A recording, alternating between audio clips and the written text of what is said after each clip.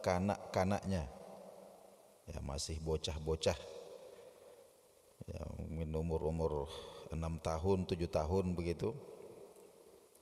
Annahu bata inda Maimunata wa hiya khalatuhu. Beliau pernah menginap, ya, di rumah Sayyidah Maimunah Ummul Mukminin. Nah, ini istri, salah satu istri Nabi sallallahu alaihi wasallam yang sekaligus adalah bibi, ya, bibi dari Abdullah bin Abbas.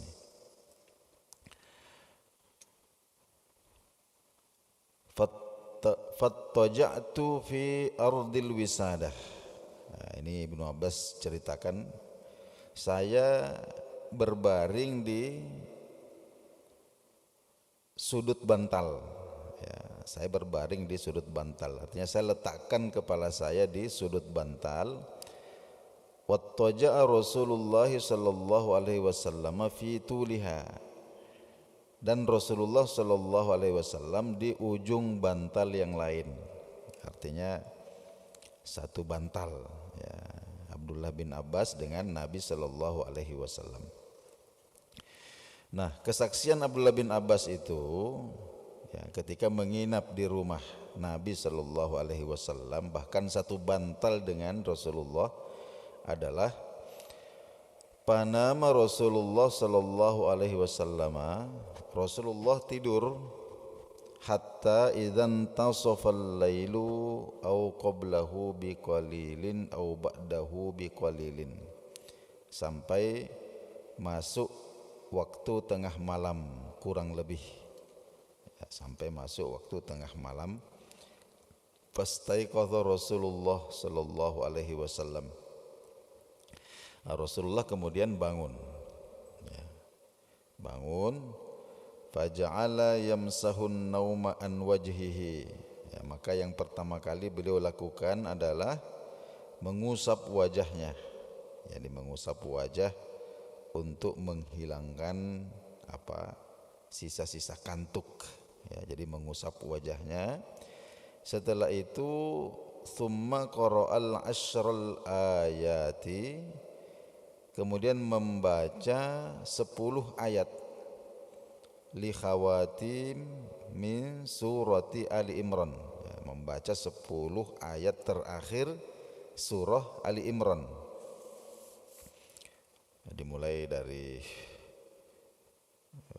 inna fi khalqis samawati wal ardi wa ikhtilafil laili wan nahar la ayatin liulil albab alladzina yadhkuruna Allaha qiyaman wa qu'udan wa ala junubihim, ya, wa yatafakkaruna fi khalqis samawati wal ard rabbana ma khalaqta hadza batilan subhanaka faqina adzabannar, dan seterusnya.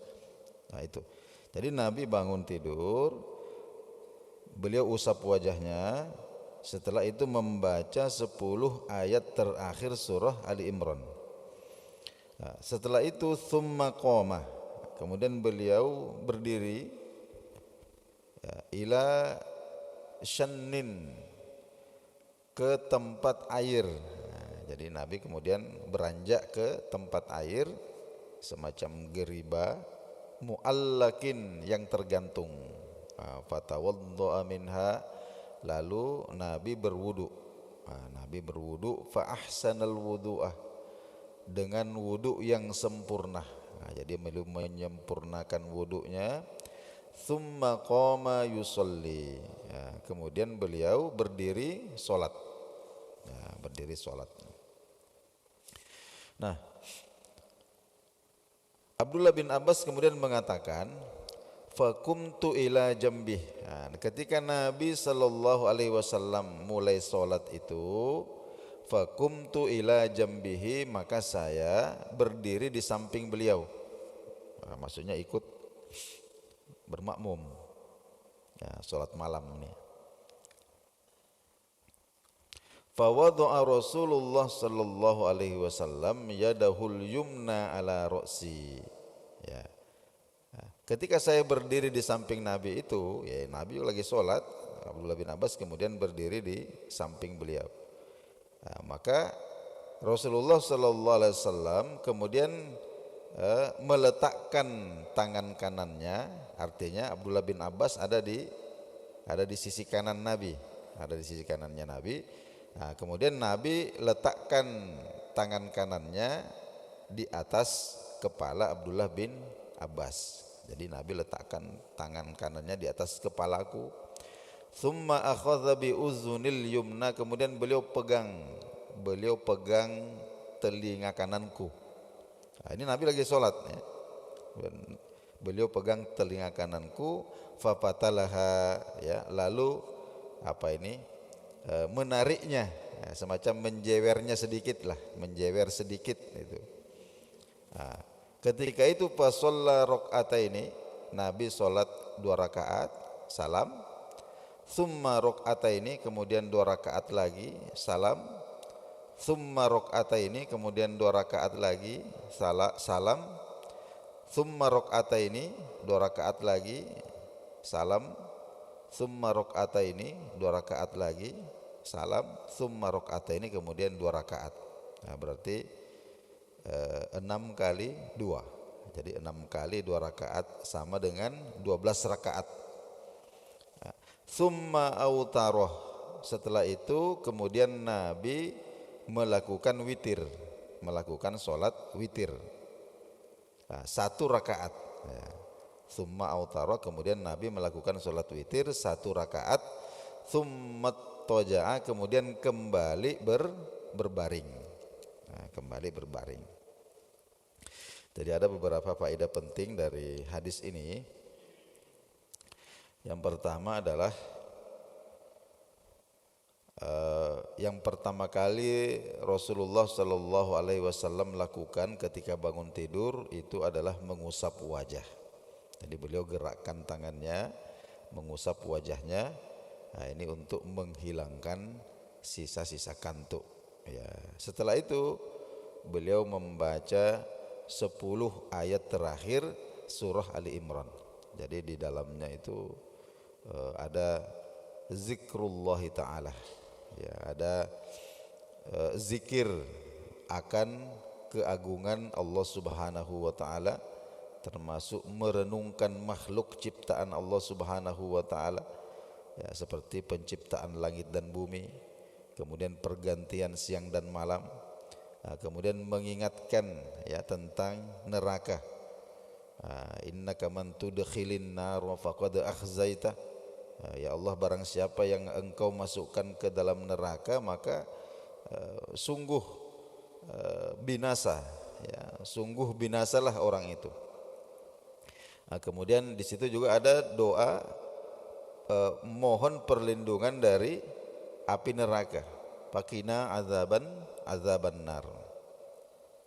Nah, setelah itu pada ayat selanjutnya ada ikrar ya, ada ikrar akan keimanan ya, bahwa kita beriman kepada Allah ya, bahwa kami ya Allah, kami mendengar ada orang yang mengajak kami, munadi yunadi lil iman, yang mengajak kami untuk beriman ya, fa amanna, maka kami beriman. Oleh karena itu Rabbana faghfir lana dzunubana, ya Allah, dengan wasilah iman kami kepadamu itu ampunilah dosa kami ya. Wa kaffir anna sayyiatina, ya tutupilah semua kesalahan-kesalahan kami dan seterusnya. Jadi di sini jadi kenapa kita baca 10 ayat terakhir dari surah Ali Imran itu, kemudian kita renungkan maknanya, maka sesungguhnya liyakuna dzalika tansyitan lahu alal ibadah.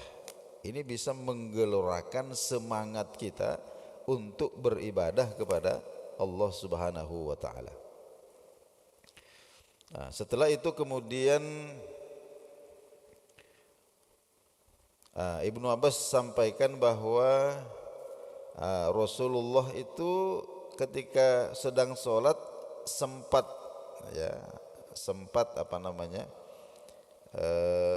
mengusap eh, kepala dari Abdullah bin Abbas ini kemudian menjewer sedikit telinganya. Nah, Abdullah bin Abbas katakan, itu ada terusannya itu, bahwa Rasulullah itu melakukan itu untuk menyenangkan hatiku, atau barangkali karena beliau senang karena saya ikut sholat berjamaah di tengah. Jadi itu ekspresi kegembiraan Rasulullah Shallallahu Alaihi Wasallam atau respon beliau menunjukkan rasa senang hatinya. Kenapa? Karena bocah-bocah yang masih kecil ini kok bangun tengah malam ikut sholat tahajud ya, sampai 12 rakaat.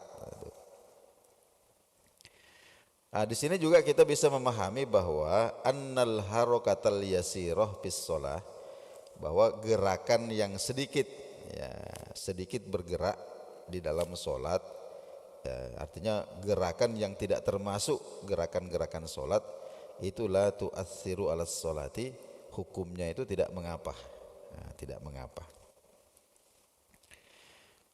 Nah, kemudian di sini disebutkan bahwa Nabi Shallallahu Alaihi Wasallam ini melakukan qiyamul lail sebanyak 12 rakaat. 12 rakaat.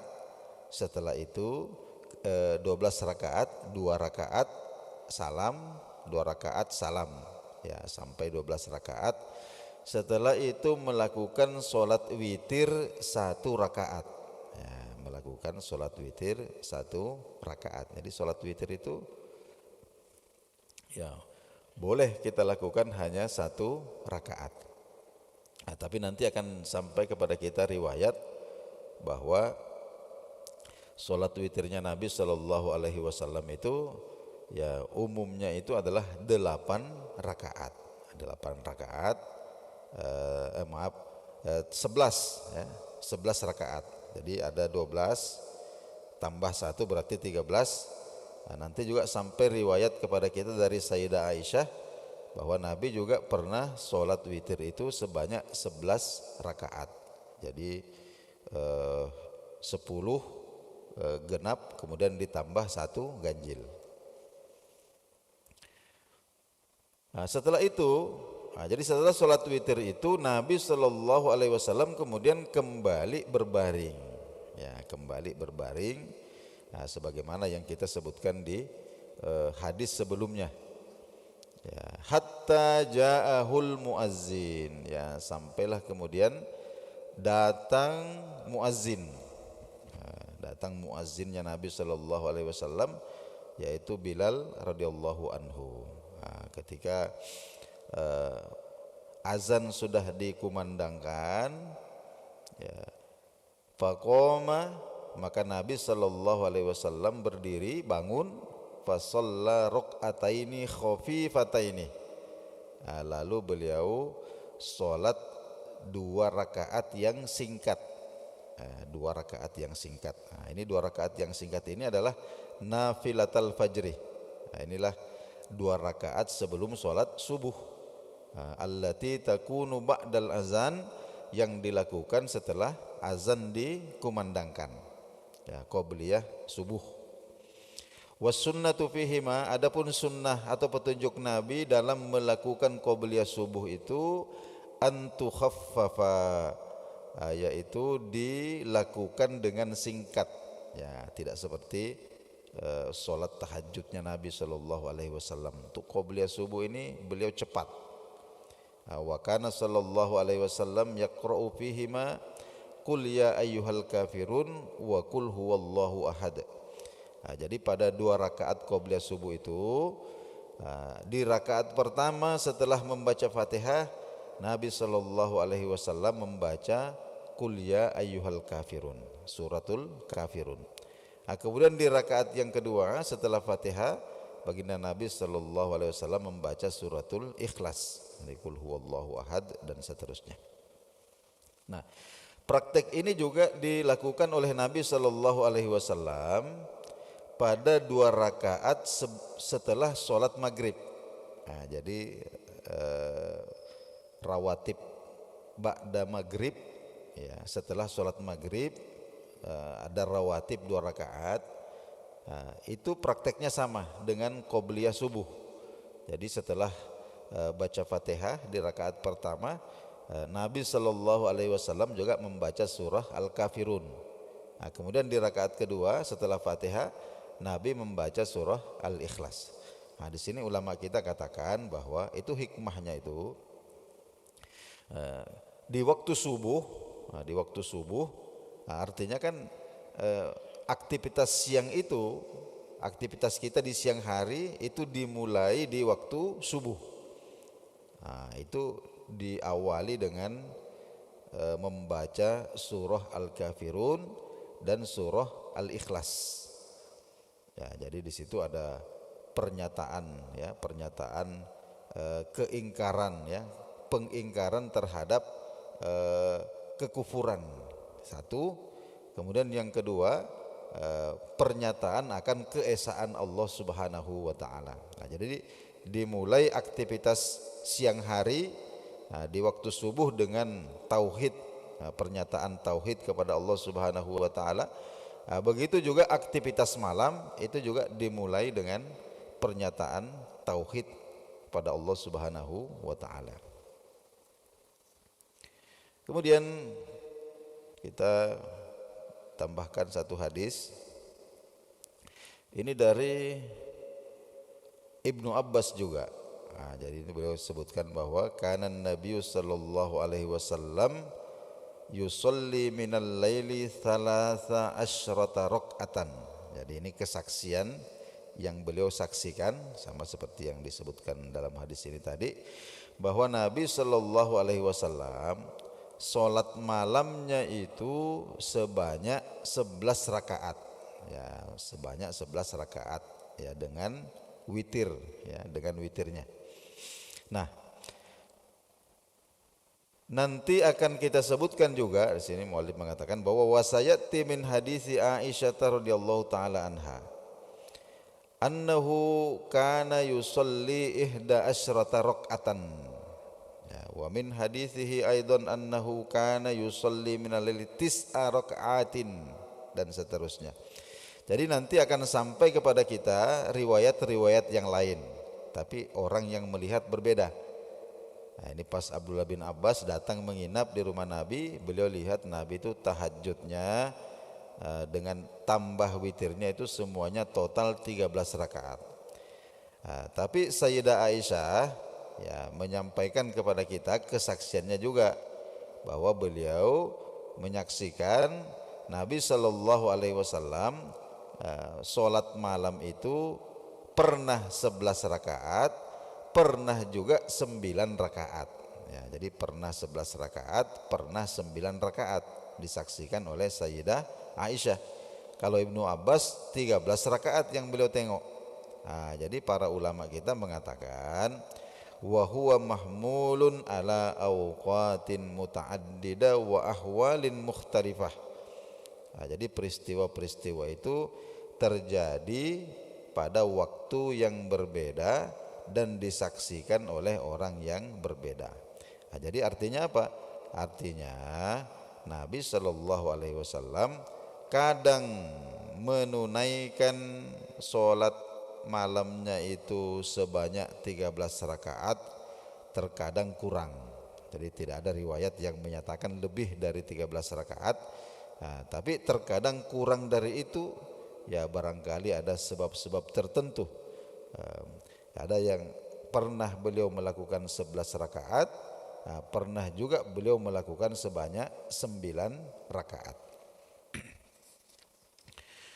Kemudian dari Sayyidah Aisyah disebutkan anna Nabi sallallahu alaihi wasallam, Nabi sallallahu alaihi wasallam kana idza lam yusalli bil laili, apabila beliau itu terlewatkan salat salat malam itu, terlewatkan salat tahajudnya, mana'ahu min dzalikan naum, karena ketiduran sampai terlewatkan salat tahajud. Shalla minan nahari sintai asyrata rakaatan, maka beliau akan menggantinya di siang hari. Beliau ganti itu di siang hari sebanyak 12 rakaat. Sebanyak 12 rakaat. Jadi fihi dalam hadis ini bayanun, ada penjelasan bahwa Nabi Shallallahu Alaihi Wasallam itu ya, jika di waktu malam beliau ketiduran atau tidak sempat menunaikan sholat qiyamul lailnya itu, maka beliau ganti di siang hari. Beliau ganti itu di siang hari, tepatnya di waktu duha. Di waktu duha. Ya. Kalau faiza kana yutiru bisab'in, cuman kalau siang itu tidak sholat witir. Ya, kalau umpama kita sudah merutinkan untuk sholat tahajud ya, kita sudah rutinkan, itu artinya sudah menjadi hizib. Hizib itu ketika ditinggalkan disunnahkan untuk diqodok di siang hari. Cuman kalau malam itu kita witir, kalau siang itu kita tidak boleh sholat witir. Karena sholat witir itu waktunya malam. Sehingga seumpama malam itu kita sholatnya 9 rakaat, ya 9 rakaat dengan witirnya, berarti ketika kita ketinggalan kemudian kita kodok di waktu siang, di waktu duha, maka kita lakukan sebanyak 8 rakaat, ya sebanyak 8 rakaat. Kalau 7 ya, jadi kalau 7 rakaat dengan witir, pagi kita kodok, maka kita kodok sebanyak 8 rakaat. Jadi kita genapkan, ya kita genapkan. Jangan dikurangi menjadi 6, tapi digenapkan menjadi 8. Kalau malam itu kita sholat 9 rakaat, ya 9 rakaat dengan witirnya, maka ketika kita ganti, kita ketinggalan kemudian kita ganti di siang hari itu, maka kita tunaikan sebanyak, kita sempurnakan menjadi 10 rakaat, ya jangan dikurangi menjadi 8. Berarti kalau kita itu 11 rakaat, berarti kalau kita ganti di siang hari, kita sempurnakan menjadi 12 rakaat.